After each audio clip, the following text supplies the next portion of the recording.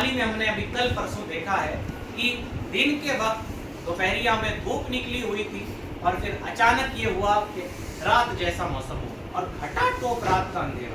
ایسا نہیں کہ بادلوں کا اندھیرا ہوتا ہے تو تھوڑا موڑا روشنی رہتی ہے, کچھ چاکلیٹی نما ایسا رنگ ہوتا ہے, لیکن اس دن ایسا نہیں تھا, گھٹا ٹوپ اندھیرا تھا.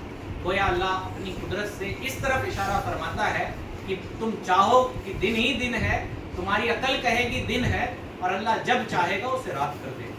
ہم سوچیں گے ہماری زندگی کے بہت لمحات بچے ہیں, بھلائیاں آگے چل کے کر لیں گے, نمازوں کی پابندی بڑھوتی میں کر لیں گے, لیکن نہیں جناب, اللہ جب چاہے گا موت کے آغوش میں چلے جائیں. زندگی کا کوئی بھروسہ نہیں. اللہ جب چاہے گا تو ہماری ساری کی ساری پلاننگ دھری کی دھری رہ جائے گی. اس لیے ہمیں بھلائیوں کی توفیق ملے تو اس پہ اللہ کا شکر ادا کرنا چاہیے, اور ہمیں صرف سننا نہیں چاہیے بلکہ اس کی بڑائی اپنے دل میں جما کے سننا چاہیے کہ ہم بڑے عظمت والے رب کا کلام سن رہے ہیں جو قادر مطلق ہے. بڑے بڑے لوگ, بڑی بڑی دولتیں, ہاسپٹل میں جا کے دیکھ لیں کہ اللہ کی قدرت ہے کیا چیز. بڑے بڑے ڈاکٹرز, بڑی بڑی مشینیں اور بڑی بڑی دولتیں دھری کی دھری رہ جاتی ہیں. اعلیٰ ترین پڑھے ہوئے ڈاکٹرز کہتے ہیں کہ اب ہمارے بس میں کچھ نہیں, جا کے اللہ سے دعا کیجیے. آپ نے اکثر ایسے مناظر دیکھے ہیں, لیکن ہم عبرت نہیں پکڑتے. تو قرآن مجید کی عظمت کو سمجھیں, قرآن مجید کی بڑائی کو سمجھیں, اس کے بعد قرآن مجید سنیں گے تو انشاءاللہ تعالیٰ آپ کا دل اس کے نور سے منور ہو جائے گا. اور دوسری اہم ترین بات کہ قرآن مجید کے ساتھ ہم نے بہت بے وفائی کی, ہمیں اب یہ سلسلہ بند کر دینا چاہیے, ہے نا.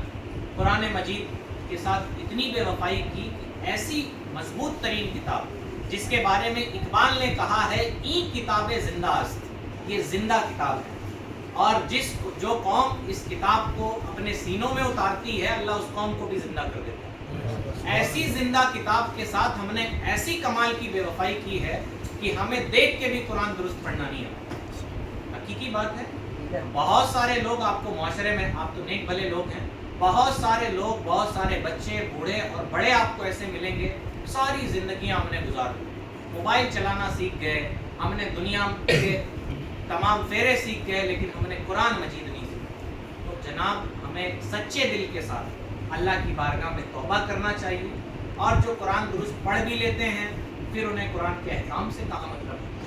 اب ہم آپ کو بتائیں قرآن کا پڑھنا تب فائدہ دے گا جب ہم نبی علیہ السلام کے طریقے اور صحابہ کے طریقے سے قرآن مجید پڑھیں. سیدھی سمپل بات.